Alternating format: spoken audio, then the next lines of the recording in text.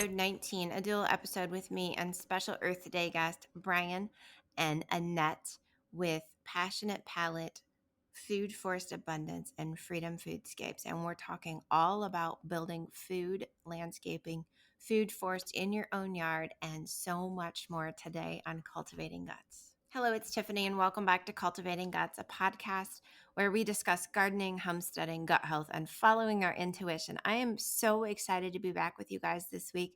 I've had so many insightful moments and ideas of really important topics that I'm wanting to share with you on the podcast. And today we're also simultaneously video recording, so you can check out the podcast over on YouTube at youtube.com/Tiffany Hinton if you're on YouTube. Hello. So some recent stuff that's been happening is we did get our greenhouse built. That happened over Easter weekend in about 2.5 days. So there's little Zoom and reels and things out there on Instagram and Facebook and different places of the greenhouse build. But I also had the opportunity and the honor to be on Annette's from Passionate Palettes video. I can't think of it right now. Sorry, guys. But her little video call that she does. And we were talking about garden dirt and we were talking about soil and how it is good for grounding and gut health and our microbiome. And then we were like, hey, we should do a trade and a swap. And then she was telling me about her husband's brand new business. And I was like, oh, I need to talk to him. I am so excited to talk to Brian. So let's just do a 3-person episode. And that's what you have today for our Earth Day episode. It is this special bonus where we dive into what does it mean to grow a food forest in your backyard? What does it mean to have just over and above biodynamics, but permaculture and this regenerativeness and this soil that just gets more and more rich year after year, and the ability to produce, he mentioned, up to $200 a month in food savings for your house, or the ability to have just a little tiny space that grows stuff almost year round to feed 4 people or more. So many really cool topics that we discussed today. This is an episode you want to listen to. There is so much there. And honestly, if you have ever thought about turning your front yard into a garden, or turning your property into all edibles or regeneration or anything like that, or you even just once said, I'm just so sick and tired of mowing my grass and I don't want to do this ever again, you need to call Brian, because he's got the solutions to all of that stuff. It is so amazing. You can hear the excitement in my voice. I just thoroughly loved our conversation. So with that, I'm so excited to get you guys in to listen to this show. But before we jump right into the show, I want to remind you to subscribe, rate, and review the Cultivating Guts podcast. Send me a screenshot of your review to tiffany@gfmomcertified.com. And I will send you our 4-day Hacking Your Health Gut Detox plan for free. Also, if you're listening, screenshot your favorite part of this episode of this podcast and tag us on Instagram @Cultivating Guts. I love reposting, and I'm excited to hear what you thought of today's episode. I am so grateful for you and all of our amazing listeners to help us grow the podcast and share it with more people. And now let's jump right into this show. Hello and welcome back to Cultivating Guts, a podcast where we discuss homesteading, gardening, gut health, and following our intuition and listening to our intuition. I am excited today, especially because this is a very special Earth Day podcast that we're putting out on Earth Day, to have Brian and Annette with us. And I've known Annette for probably 8 to 10 years, and we've been in similar networking circles and in the whole health food world and health and wellness. And recently, her husband, Brian, has gotten into a new business, which I'm really excited to learn more about and share with our community and our listeners, around growing your own food. And so Brian has started the Food Forest Abundance in the Chicagoland area. And I would love for you, Brian, to kind of explain to the listeners, what is that? Yeah, so basically, and I'll clarify. So, Food Forest Abundance is technically what I like to call our parent company. My business is actually called Freedom Foodscapes. So, we operate as a cooperative with Food Forest Abundance. So, through them, we have the ability to design blueprints specific for small and large areas, plots of land. Could be as small as like, 4 to 5,000 square feet, all the way up to several acres. And so what we do is permaculture design blueprints. And permaculture is basically, I like to kind of call it something like gardening on steroids, but it's vastly different than that. It is designing systems to be almost like a forest where it's like a set it and forget it type of system. It's very, very low maintenance. Forests do not have to maintain, they maintain themselves. You don't have to do anything to fix them. And so we take this idea of creating these permaculture based food forests and incorporating perennial foods where, if a client wants, it should be about 100% medicinal and edible. But we can incorporate, different landscape designs elements. And and I want to kind of dispel the myth that it's like a forest. It can be as much as you would like it to be, but essentially, it's kind of combining aesthetics and the value that you get in being able to plant the food on its aesthetics and value all in one. Really, That is awesome. So there's so much to unpack.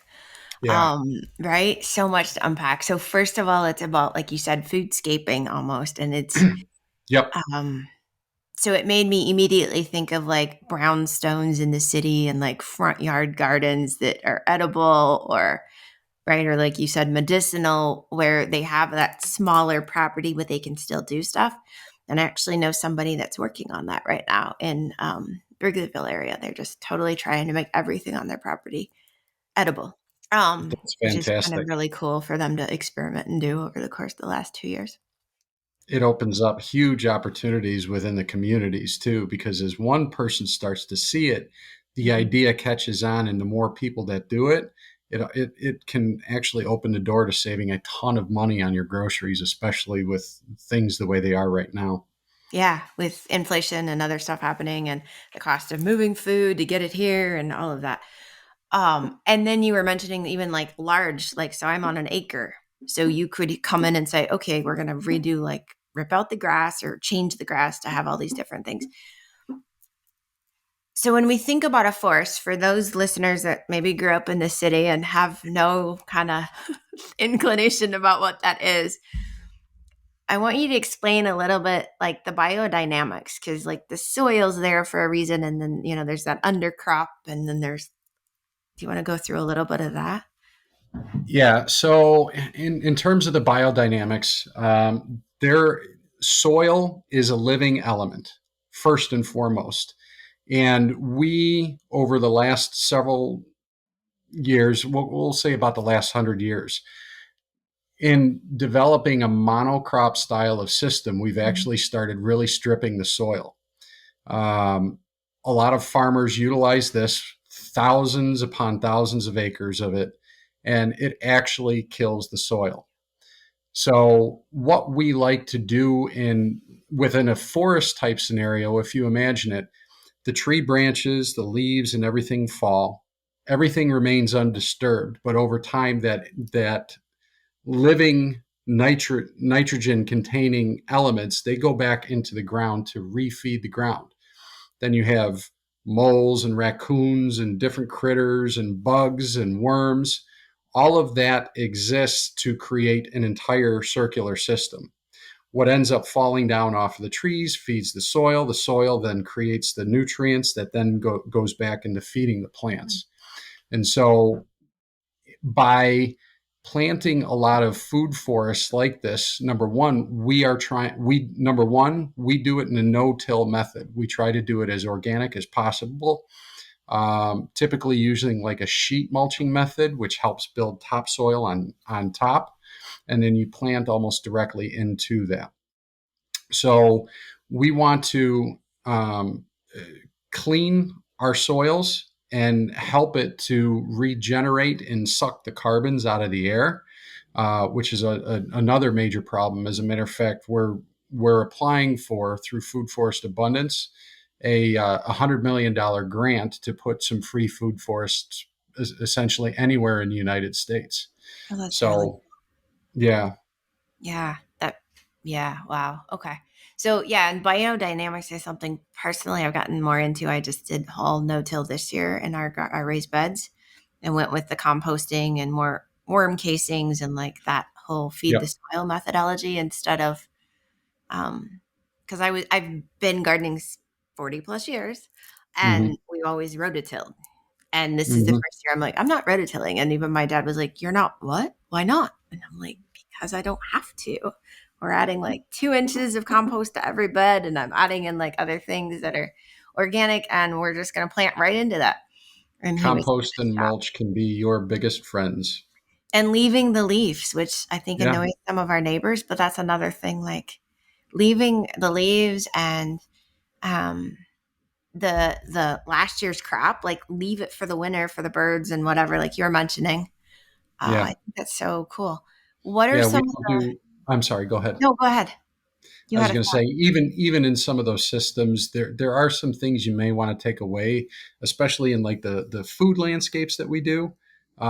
You deal with a lot of fruit trees and some nut trees, and sometimes leaving too much of the fruit on the ground can attract bugs and insects that you don't want around them. So it is good to kind of clean them up, but it's you want to reuse everything. And if you have a good compost pile nearby, then you take it and you use it in the compost and eventually reuse it back into your systems. Yeah, yeah. I was yeah, composting is huge, and I know a lot of people are just now getting into composting. Do you guys have like a suggested compost methodology? Do you like certain bins? As a matter of fact, so my business is just starting up. In terms of the food forest abundance methodology, they use all kinds of composting. There really isn't a bad one. It, the idea is still to create the same broken down living material that can go back into the ground. Um, I do know that there's also some new things that are coming out, like soil pods. These are a new thing that's relatively new that you can actually put directly into the ground. Take all of your food scraps, and it only sticks up about 6 inches above, but you get about 3 or 4 feet by 2 feet, so 8 to 10 square feet of volume, and it's directly in the ground, so it's a little more compact and hidden. Where some people like the compost can have a little bit of a pungent smell at times, as I'm sure you know. So having it more in ground tends to eliminate some of that, and you can put those all over your yard to kind of hide it and keep it more in ground. Nice, very nice. My question was going to be, what are some of your go-to plants that show up in? Are there like three things that show up in the majority of the designs? That's actually a good question. In the designs, so I do not do the designs right now. I'm currently going through a permaculture certification course. So hence why we fully utilize the PDC or permaculture design certified specialists that Food Forest Abundance has to do all of our designs. We do designs. We actually have about 150 installer cooperatives, and it's not just in the United States alone. We have them in places like Zimbabwe, Australia, some of the tropic areas like Costa Rica. There's a bunch in Florida and Texas, but we're literally all over the globe and growing. So food forest abundance is only about a year old. So that's a significant amount of growth. So just this area, um, it really depends on what the client wants. We can do peaches and pears, and I love the Chicago fig. The Chicago fig. A lot of people don't realize you can grow your own figs here. Um, No idea about that. blueberries and raspberries are big around here, but there's a lot of varietals, like a 5-in-1 apple tree.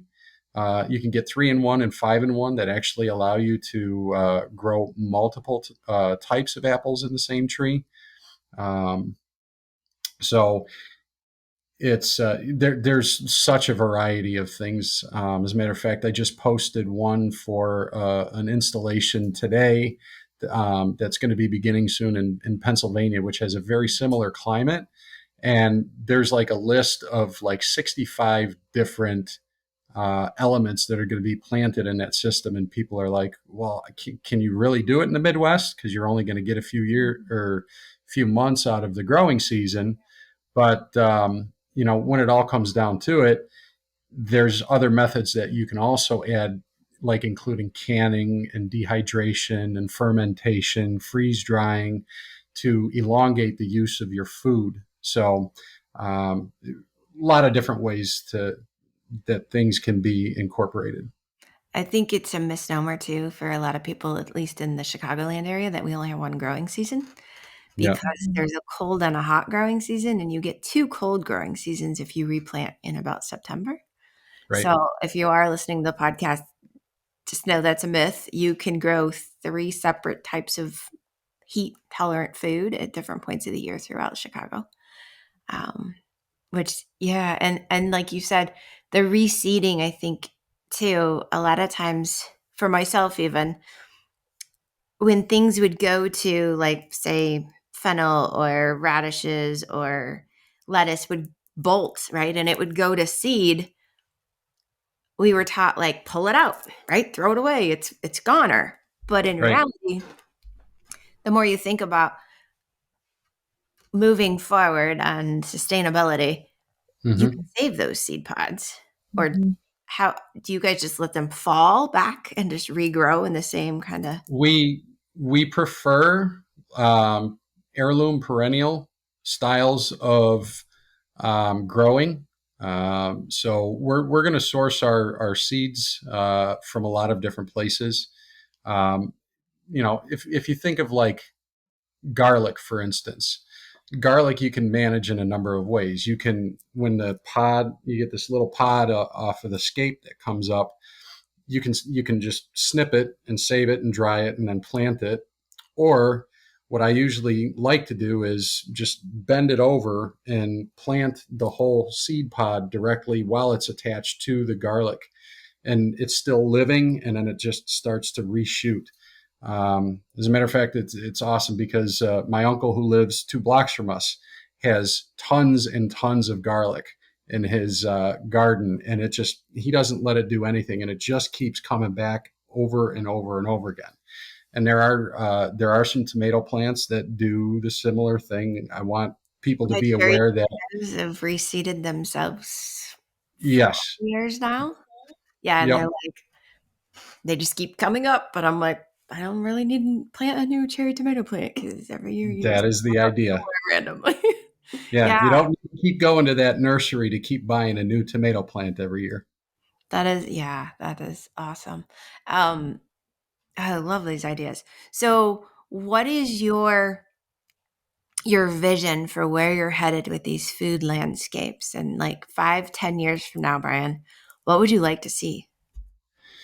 So I want to see, number one of my biggest things is to see farmers use regenerative and sustainable agriculture and farming in a method more like this. Because if you think about it, and I understand some of the reasons why, it's because they have the equipment that they've spent a ton of money on to harvest these types of foods easily.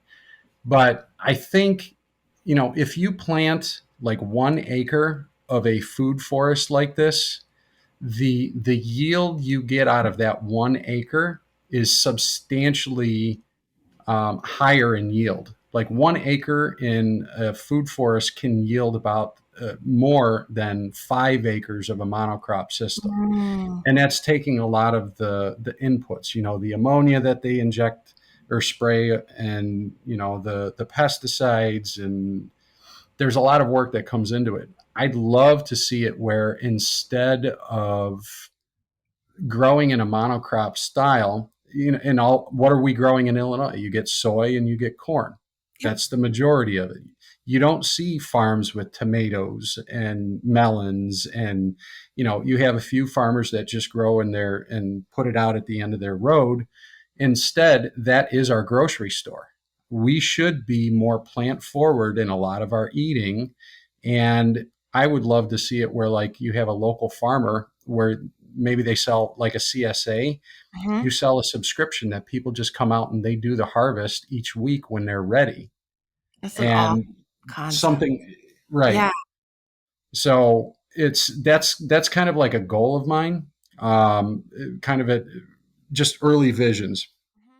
Long term for myself, I want to see more greenscapes being converted, especially in like some of the low income housing areas where people struggle.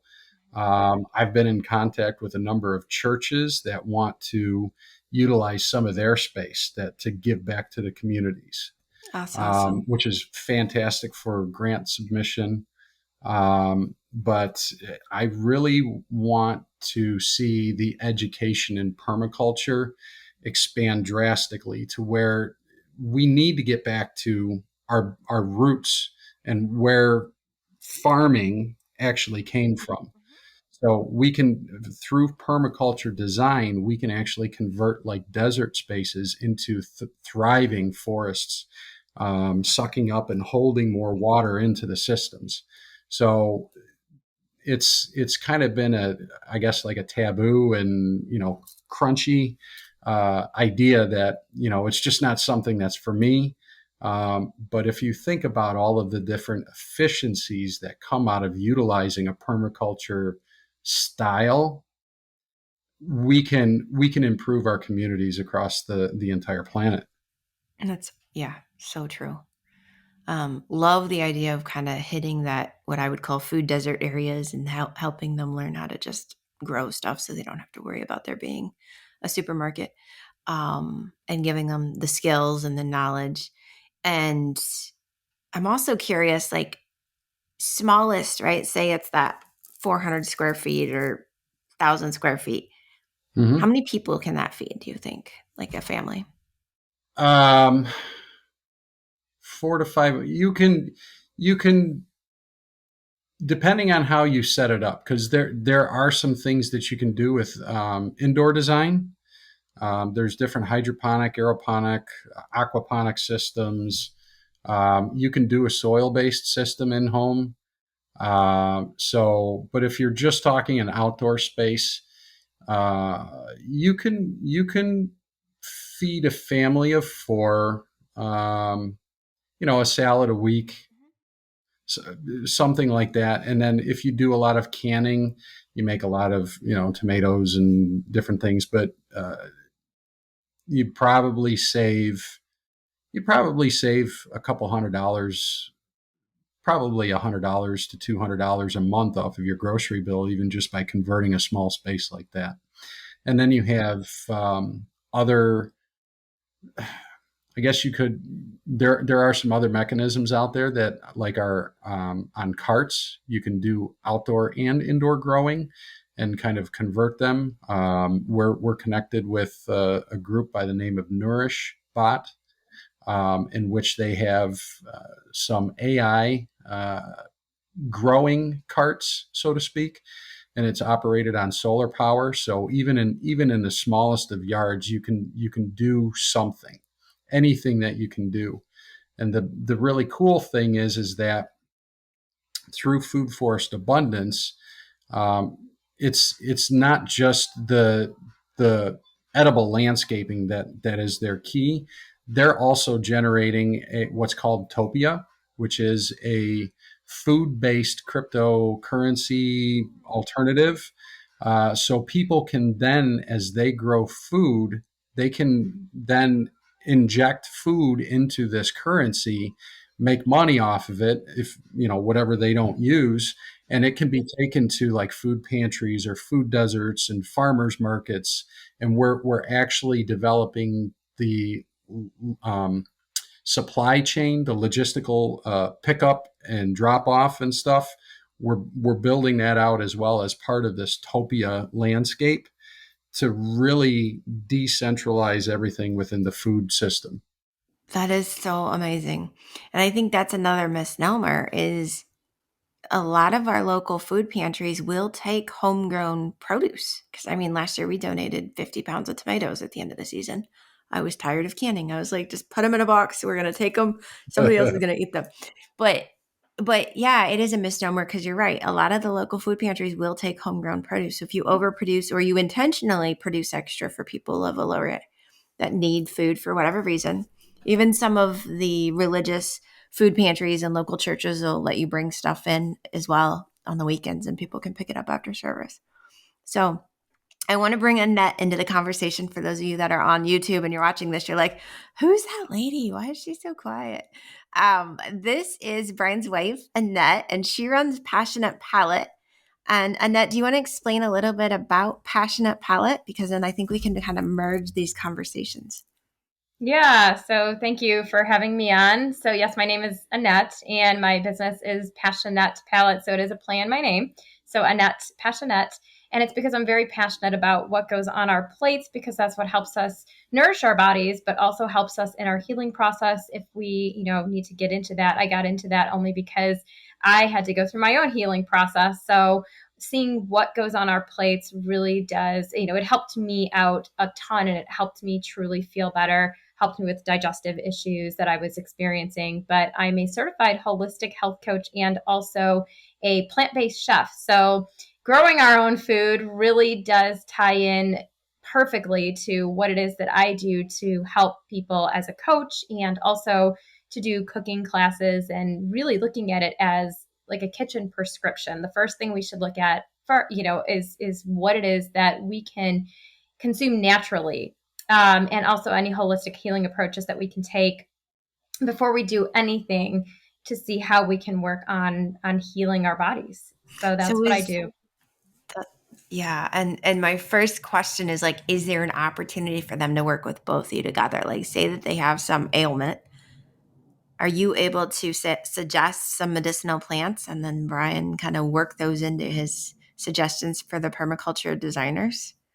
Yeah, I would love that because I think that it really is so important to be able to grow our own food again, whether it's going to be in a large space or a smaller space, but to go towards that. That's where we were for such a long period of time. I mean, for hundreds of years. It's like that's truly what the traditional medicine route was, is really going to your backyard, going outside or swapping with, people who are growing these types of medicinal plants, whether it be herbs, spices, yes, fruits or veggies, and be able to suggest, hey, this is what we need to go to first because they're, that's what's been put on this planet for us to utilize as our medicine. And we got so far away from that probably over the past 100 years, maybe even a little bit less, but that's where we've been. And we're so quick to go to a pill and a bottle when really we should be going outside to, to the like a food forest or to your garden, Mhm. to somewhere where we're planting. And then, yes, I would absolutely love it if I could then suggest to people if they're looking to have a space, to grow, whether it's indoor or outdoor.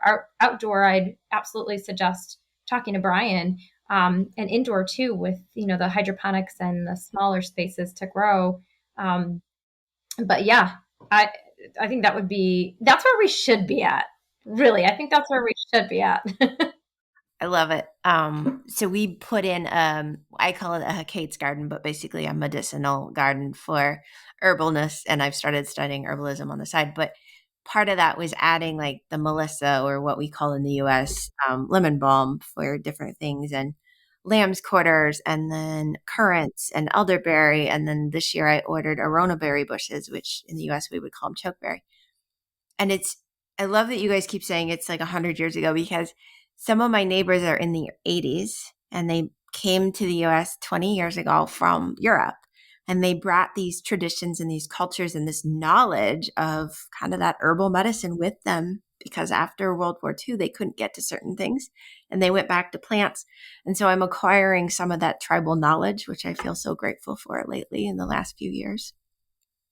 Yeah. And they'll ask for, well, because again, they're older. So they're like, well, can you order this? Can you get one of these plants? And they're naming me. And I'm having to like translate it to English and try to figure out where are we sourcing it from. So maybe I'll be calling Brian to get some Yeah. of this as well. But I just love this whole concept. Um, what does your ideal client look like? For Let's go me, for you first, Annette. Yeah. And then we'll have Brian answer that question. yeah, so I'm actually looking at busy professionals because it does get crazy, obviously, and a lot of people tend to go towards packaged processed foods for convenience foods because that's what we've grown up with, unfortunately. And maybe not everybody, but so many people have gone towards that, and then they need to feed their families fast because everybody is just going quickly. But we really do need to go back and take some time to rest to be able to understand what it is that we're touching, what it is that we're feeling with our food, what it is that we're putting on our plate. So I would say, busy professionals or just professionals because, it's always go, go, go. But how do we take steps to prioritize? And I would probably say, the majority of people that I work with are ladies. That doesn't mean that I don't work with men, but typically it's the women, the moms, or just the ladies that seek me out because they're ready for a change. And I'm really to focus on increasing their energy. Energy is like number one, and then the digestive health as well. But autoimmune, I work with people with that as well. But mostly the increase in energy is what they're seeking out. And then, of course, everything follows suit from there. It's the weight loss, it's the digestive, it's the skin that, gets better. So I would say that's really who I focus on. Okay. Okay. And that makes sense too, because busy women tend to crave more energy to just get through their days. And they're the ones I think that'll notice immediately if there is this imbalance, whether it's hormonal or something else, where it's just they hit that 3 o'clock wall. They're probably more likely to notice that. You're right. Yeah. Yeah. And I do those, really I work through cleanses for people. It's right now they're 14-day typically plant-based energy boost cleanses because it's a good way to experience the power of plants. It's like an introduction to the power of plants and how they work and truly how much they do their fuel for your cells, their food for your cells to really increase that energy. And then everything else starts to fall in place. And just to give, as a chef, give recipes and make it taste good and flavorful and easy. So, I mean, some things take a little time just because, that's our health. It does, it takes an investment, but that's typically, yeah, who I work with and why it is that I focus on that through the cleanses to start with, at least. Okay. Awesome. Brian, what's your ideal customer look like? Or If you have a backyard, you're an ideal client.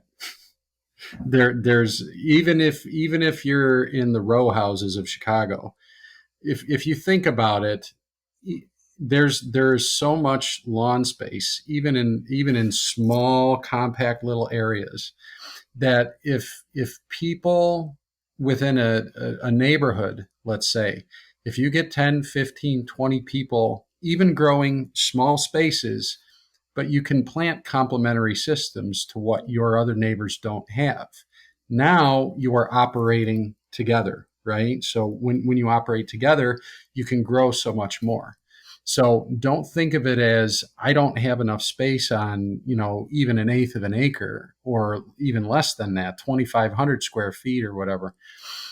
We can design something for anyone. I love it. And whether it's raised bed boxes, and we can do water catchment systems, and we can even do some of the more construction and like hardscape stuff. Okay. We're really about making it beautiful, but all about the food, really. So we're gonna jam pack any space that we can get. I love it. That's so yeah, so no matter what size. And the thing you mentioned there is about like the complementary, because even we do produce trades in our neighborhood. Right. So there's certain things that they grow, there's certain things we grow, and then yeah, we trade all the time. And then and when people are away, then since you're already trading, it's like, can you water my garden today? I'm not going to be home, and it just becomes this little community, Yeah. um, which is an awesome way to get to know people in your area if you've been secluded for a while. Yeah, Yeah. and people think it's like you need to have acres upon acres, and that's a misnomer. It really is. If you have any bit of lawn, let's convert it, because lawn, all you're doing is pouring money into, and you're literally destroying your soil if you're constantly doing pesticides and all of that stuff. So, even in a permaculture system, there is no weeding in our system. It all feeds back into the ground. That's So, amazing. That is amazing. How long does it take for somebody to get a foodscape kind of up and running? it depends on the size. There's a lot of variation that goes into it. But on average, right now, our average install is like anywhere from an eighth to a quarter acre of a blueprint design, which is there's kind of four different tiers of designs that we operate under. Um, the blueprint process, it also depends on the client, because each one is custom. The direction the house faces, the wind, the average temperature, the rain, everything that goes into your property or your system is taken into consideration. All the pests that you may have or want to deter or even include in your system, chickens or bees or anything like that. We can design anything you want into your final product. That can take 2 to 3 weeks for about a quarter acre design. It could take longer if you as the client are a little busier and it's harder to schedule time. But once that's done, from an installer's perspective, when I start to get involved, I will come in at the end when the plant list is nearing, and I will start to order some plants. And I will start to put some boots on the ground to do a soil amendment test and check the contours of your property to see if there's anything that we need to do with it. Maybe make some structural changes to the blueprint. Um, so that could take a couple of weeks. Like sheet mulching takes about 3 to 4 weeks to break down, and then there's the final installation. So that could take 1 week on about a quarter acre. So it could be 7 to 8 weeks from start to finish. It could be longer than that. Depending on the client. Yeah, that makes sense. And how much we change our mind. Yep. For sure. And with permaculture, we're going to be out there the first couple of weeks after to make sure that the system takes hold. Okay. We can build in a maintenance package. Like if we want it to be as low maintenance as possible, but some clients are like, I don't even want to touch it other than picking the food. Thinking, We yeah. can, there is some pruning and composting and mulching and different things like that, but we can build in a maintenance package with it. But from the time it's planted to the time it's fully harvestable, it can be 2 years, depending on the age of the fruit trees and the nut trees. They do take some time to mature. So, but in the first year, you're probably going to get anywhere between a third to 50% of your food forest will be harvestable. You're going to get a lot of herbs and spices and lettuces and mushrooms and different things like that in there. But it will probably 75 to 80% in year two. If you upgrade and you buy more mature trees that are like 2 years and 1 to 2 inches in diameter already, you can speed up that maturity process. Yeah. So there's variety. Yeah. I ordered basically an 8-inch oak tree because eventually we'll have acorns, but it's going to be 10 years just because he's like this tall. Right. Right. So I totally understand. Yeah. It takes a little while. And like the asparagus, we're putting in asparagus, but even though it's going to grow this year, you're not supposed to cut it for 2 years. Right. So that's tempting, I'm sure. And I'm going to have to educate my children, like, don't harvest that one. Just let it be. Because that's got to actually take really good root structures. But, so we have the forest, we've got the foodscaping happening, we're getting the produce, and we talked about the food pantry option and some of these utopia options to kind of, to get a little money back or put some aside as you donate food or send it out to, like you said, farmers markets, co-ops, and things like that. the other option you kept mentioning was canning. And so I was going to let Annette comment on some of the ideas on things that are maybe easier to can in the beginning.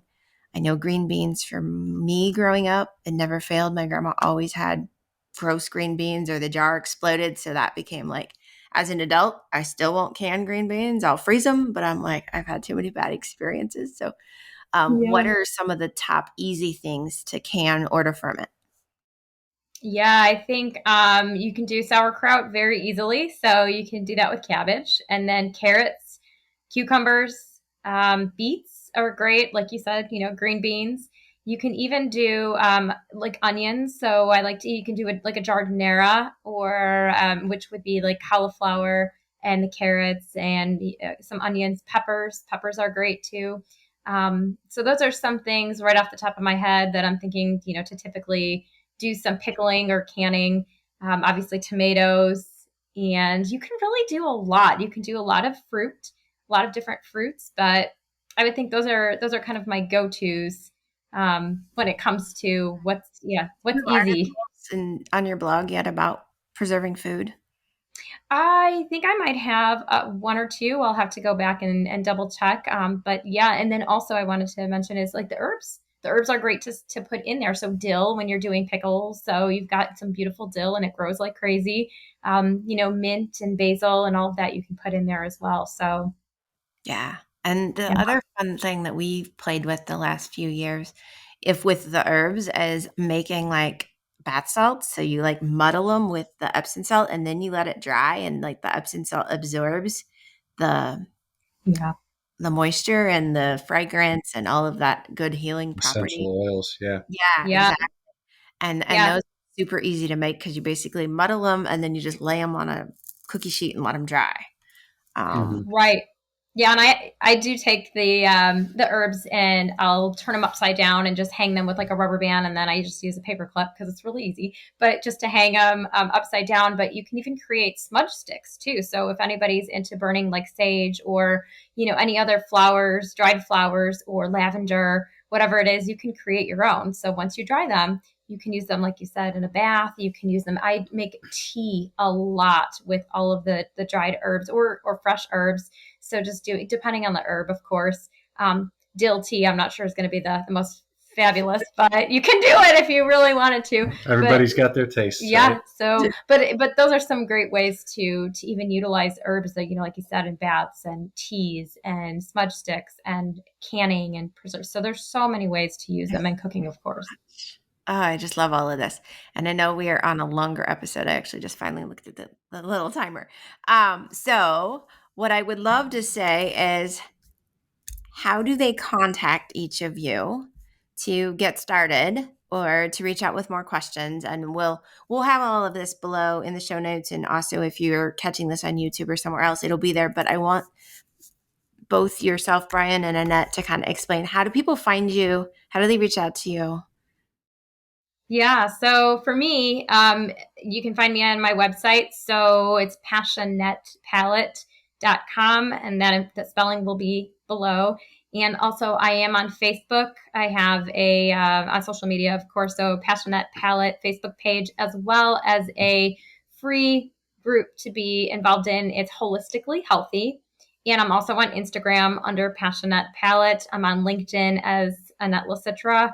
And I think that's probably right now where you can find me. I'm also uploading videos for my Wellness Wednesdays, which Tiffany is on as well. That's on Vimeo, and I do post that on social media. Awesome. And I saw an email from you today that you have a cleanse coming out soon. I do. I do. That's actually coming up May 15th. Yes.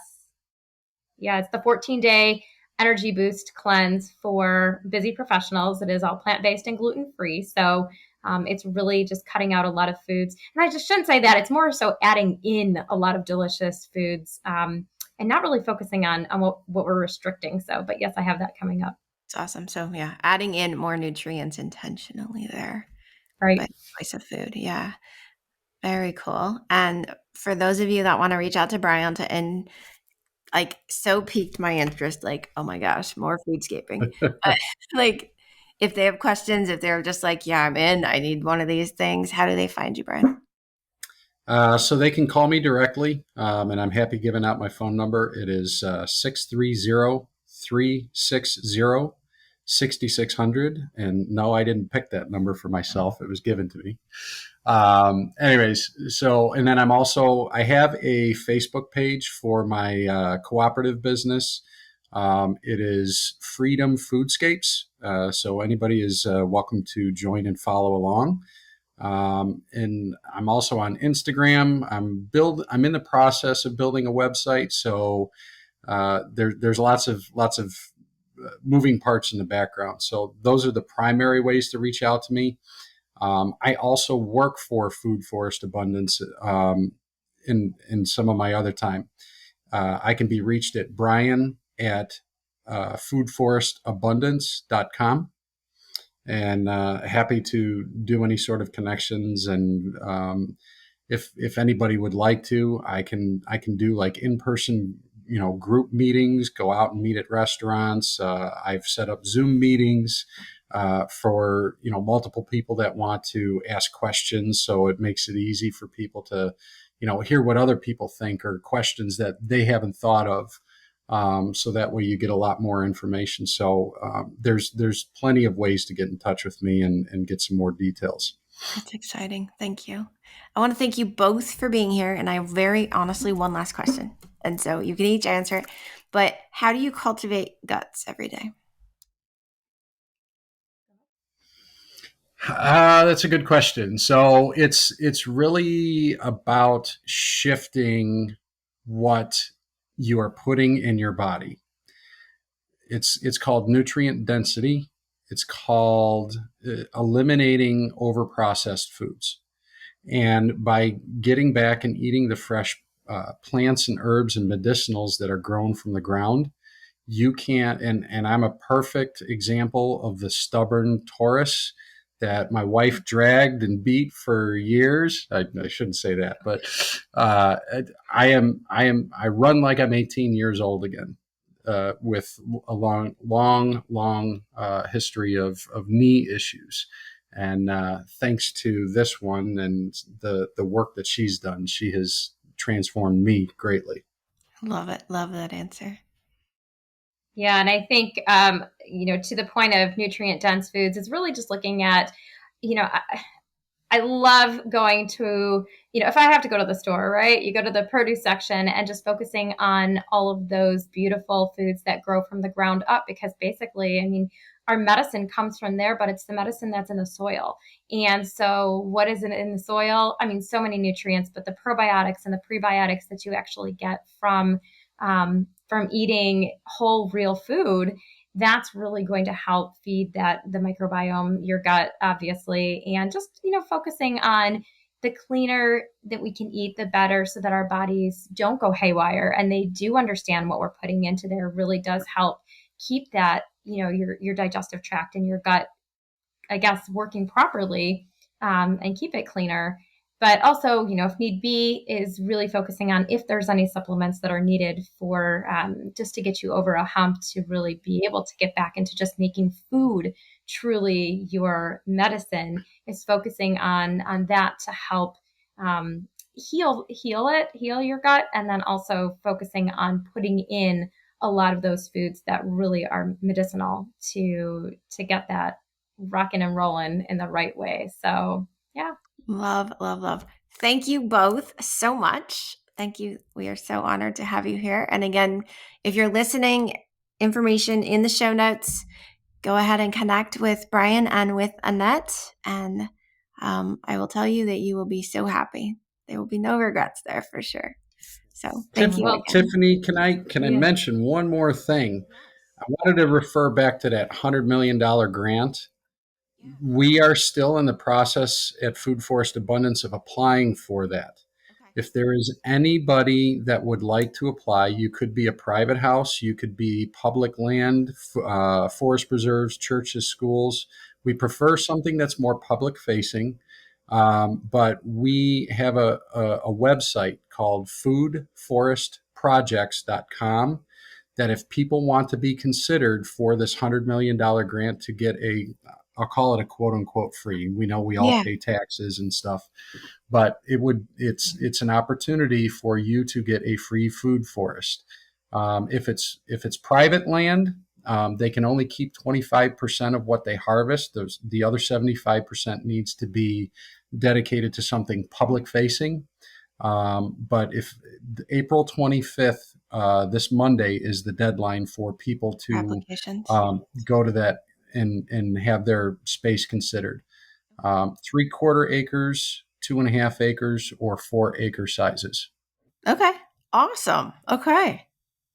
Thank you. Yes. Yes. Yeah, Thank you thank so you, much Tiffany. too. This was awesome. Really appreciate it, and I'm just grateful for you. So thank you. Yeah. Yeah, I'm sure we could go on for for several hours. So, all right, you guys, I hope you enjoyed this episode. Share with me what your favorite part was, and share with me, like, what are your thoughts around growing a food forest or around growing a food landscape? Ask us any questions. Brian's information and Annette's information are down below. Tag us on Instagram or Facebook. And we are excited, and I'm especially excited to see where you're going to take this information and the benefits that you and your community will have from this episode. Sat Nam. I love you guys.